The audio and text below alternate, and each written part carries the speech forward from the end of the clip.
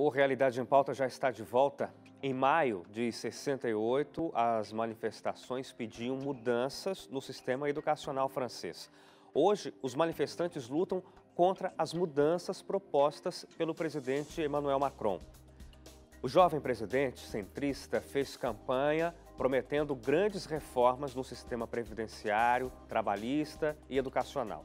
A intenção de Macron é tornar a quarta economia da zona do euro ainda mais competitiva, principalmente no momento de Brexit, em que várias empresas procuram um novo endereço.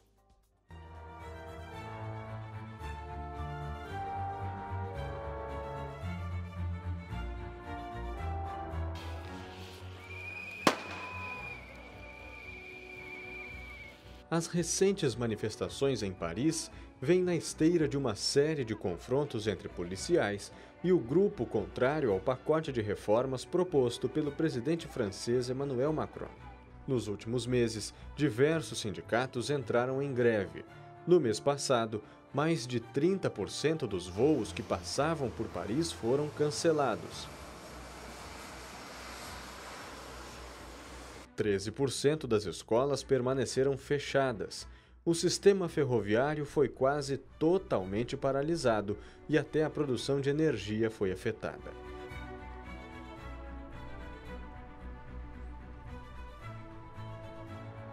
O jovem centrista Emmanuel Macron, eleito há exato um ano, já tinha prometido amplas reformas. No ano passado, dias depois de se mudar para o Palácio do Eliseu, o mais jovem presidente da Quinta República aprovou uma série de medidas.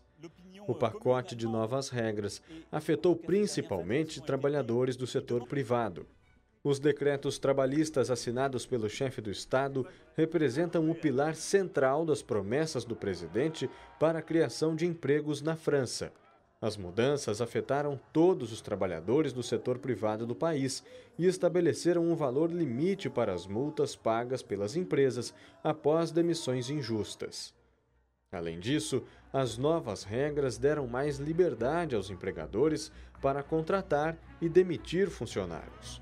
Com a nova lei trabalhista de Macron, as companhias também devem ter mais flexibilidade para negociar o salário e as condições de serviço com os trabalhadores. Agora, os empregados protestam contra uma nova leva de reformas que mira a ala pública. Entre elas, o corte de mais de 120 mil empregos no setor estatal, a contratação de mais funcionários terceirizados e a redução dos orçamentos. Mas esta é só a primeira pedra no longo caminho em direção ao desejo de Macron de liberar as energias da França e renovar profundamente o modelo social do país. O jovem presidente francês venceu as eleições presidenciais de maio do ano passado com a promessa de reformar o mercado de trabalho. Poucas semanas depois, o governo apresentou uma reforma trabalhista que flexibilizava os entraves à contratação e à demissão. O objetivo de Emmanuel Macron, que fez carreira como banqueiro, é atrair novos investimentos e reduzir o desemprego crônico que atinge duramente a vida dos franceses. O fato é que, com uma taxa de desemprego de 9,5%, em um nível de déficit que há uma década já desafia as normas europeias, Macron quer implementar as reformas o quanto antes para retomar a credibilidade diante dos sócios europeus. Mas ainda não é possível entender o alcance da reforma trabalhista de Macron sem ter em conta que este é só o primeiro capítulo de uma série de reformas que ainda devem incluir o seguro-desemprego e a formação profissional. Outra reforma polêmica afeta a área de educação. O presidente quer mudar a política de acesso às universidades do país. O plano trata da criação de uma seleção acadêmica. Atualmente, todos os alunos graduados no ensino médio da França têm o direito assegurado a uma vaga em universidade pública, isso independente do histórico acadêmico. Mas, de acordo com as novas medidas, as instituições de ensino superior poderão processar cada inscrição de maneira individual, o que leva em consideração certas habilidades e conhecimentos necessários para entrar na faculdade desejada. Um dos principais objetivos da reforma é reduzir o número de dissidentes e os alunos que falham nos exames universitários. Como os custos das universidades públicas da França são pagos em grande parte pelo governo e as mensalidades são quase simbólicas, girando em torno de 150 euros por ano, há sempre um excesso de alunos. As salas de aula ficam sempre superlotadas e os professores não podem dar uma atenção especial a estudantes com dificuldade de aprendizado. Mas, como os jovens nem sempre têm qualificações adequadas para os cursos que escolheram, muitos desistem depois de um ano. E, de acordo com os números recentes, 70% dos estudantes não conseguem passar do terceiro ano. As reformas de Macron pretendem remover o atual sistema de exame de bacharelado, além de antecipar escolhas de áreas mais específicas do conhecimento.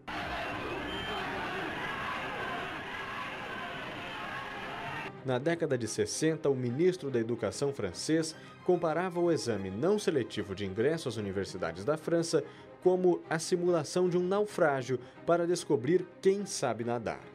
Ele queria criar um critério de seleção dos candidatos de acordo com a instituição de ensino e os cursos específicos. O ministro fracassou no projeto e a iniciativa provocou a Reforma Estudantil de maio de 68. E os protestos da França voltam ao ciclo sem fim.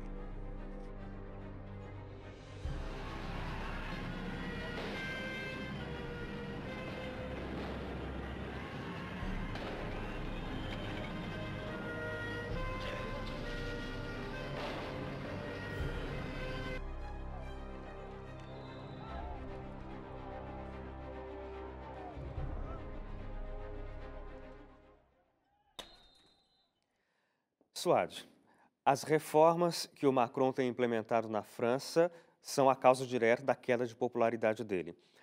Como, então, ele foi eleito pela população que está descontente com as reformas que já eram anunciadas? O interessante hoje, quando você vê as pessoas reivindicando algo ou até fazendo manifestação, é a insatisfação com a situação atual de vida que essa pessoa tem. Ela acaba levando em consideração as dívidas, a falta de acesso à universidade, a qualquer tipo de estudo, a falta de acesso a outros bens um pouco mais caros, vistos na rua com outras pessoas. Algumas pessoas ficando muito milionárias e outras ficando cada vez mais pobres. Isso tudo se une e gera uma insatisfação geral com quem? Com quem os governa. Na realidade, quando você implementa alguma mudança, seja ela na área acadêmica, seja ela política, fiscal, demanda tempo. Você tem que fazer todo um estudo para ver qual vai ser o tipo de impacto nos outros setores. Quando ele fala, eu vou fazer, para se eleger, eu vou fazer mudanças, realmente ele pode até fazer mudanças, mas não vai ser do dia para a noite. E não vai ser em 4 anos também, porque tudo demanda uma série de mudanças, é uma a uma. E ele depende também de um ok do parlamento, porque ele precisa de um ok do parlamento para alterar a legislação. Ele não pode fazer tudo isso sozinho. Então, quando eles prometem isso para poder ganhar as eleições, realmente eles podem ter até intenção, mas não é feito de uma hora para outra. E aí gera toda essa insatisfação na população, que muitas vezes não é tão bem informada, desse ciclo que tem que ser feito para poder haver mudanças e desse ok do parlamento, né, que cada dia você tem que levar uma ideia para ser debatida, para poder ser aprovada ou não, que leva às vezes uma semana ou até anos para poder ser analisada, porque uma pessoa pede revisão, um outro deputado diz que não, o outro diz que sim, um partido vem contra. E assim tem uma série de pessoas a favor e outras contra. A população não entende isso, mas todo mundo, assim como o brasileiro, acha que é um técnico de futebol, né? Todo mundo também acha que é um grande economista, que é um grande médico. E que tem as soluções fáceis. Não é do dia para a noite. Ninguém consegue estar feliz com nenhum tipo de governo. É tudo assim, leva uma geração. E você percebe que os alunos, tanto naquela época como hoje, não querem estudar. É muito ruim estudar. Eu me lembro quando eu era menina que eu não gostava de acordar para ir para a escola. Eu tive assim que passar anos lembrando assim, um dia eu vou crescer e isso vai passar. E realmente foi o que aconteceu. Então, a gente tem que impor realmente um sistema de ensino que chame a atenção do aluno, mas que mostre para ele também que nem tudo são flores na vida, que a gente tem que se esforçar um pouquinho. Nem tudo é só benefício, nem tudo são só flores, entendeu? Claro. Tem que ter um outro tipo de diálogo entre o governo e a população.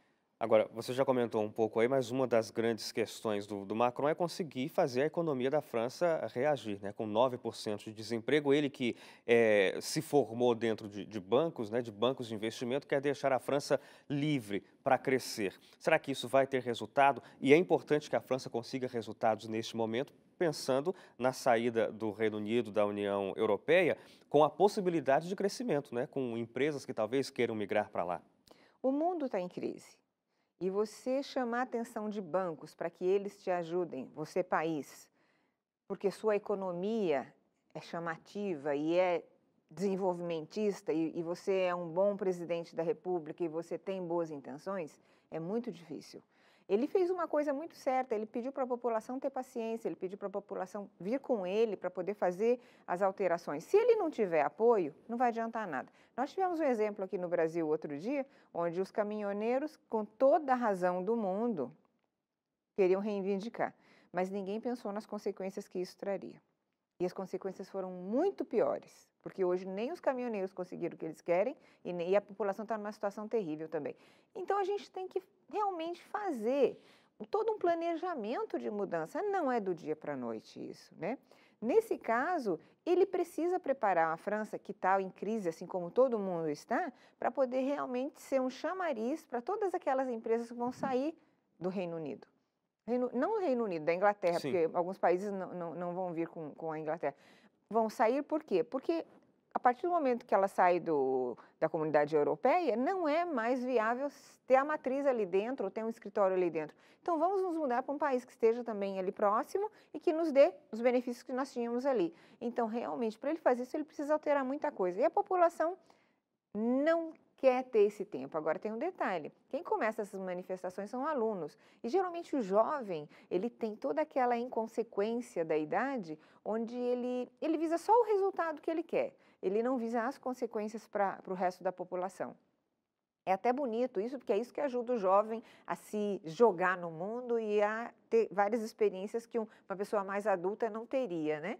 Mas, no caso, só a juventude fazendo isso atrapalha bastante. Precisa de lideranças que consigam olhar para esses jovens e dizer, olha, tenham paciência, porque isso vai sair.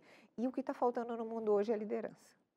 Em 68, a França ainda era uma das principais nações no cenário ocidental. Isso mudou bastante, né, com as décadas que se passaram. Agora, ela não tem mais uma representatividade tão grande quanto antes. Mas, dentro do cenário da comunidade europeia, a França ainda é um forte baluarte, não é? Muito forte. Ela tem uma força muito grande. Dizem alguns estudiosos que o último evento assim que houve foi essa Revolução de 68, né? Que chamada Revolução, que foi essa manifestação, que depois não aconteceu mais nada. Mas ela tem uma força muito grande, sim. E o Macron, você percebe que ele está querendo trazer de volta isso tudo. Tanto que perante o Trump, quando os dois falam, ele se coloca de uma maneira muito firme. É o tipo da pessoa que, por fazer parte, ter feito parte do mercado e conhecer bem o sistema todo financeiro, conhecer todo o mercado, e a livre economia de mercado, ele consegue jogar em todas as pautas, consegue falar com todos os segmentos, os setores da economia, coisa que outros presidentes não conseguem fazer. Então, não está sendo dado a ele o devido valor e não está sendo colocada a devida confiança para ele poder crescer. Suad, eu agradeço muito pela sua participação com a gente aqui no Realidade em Pauta. Eu que agradeço. E a gente fica por aqui, o Realidade em Pauta de hoje se encerra. Você pode rever este e outros programas lá no nosso site, anovotempo.com/Realidade em Pauta. Um forte abraço para você e até o nosso próximo programa.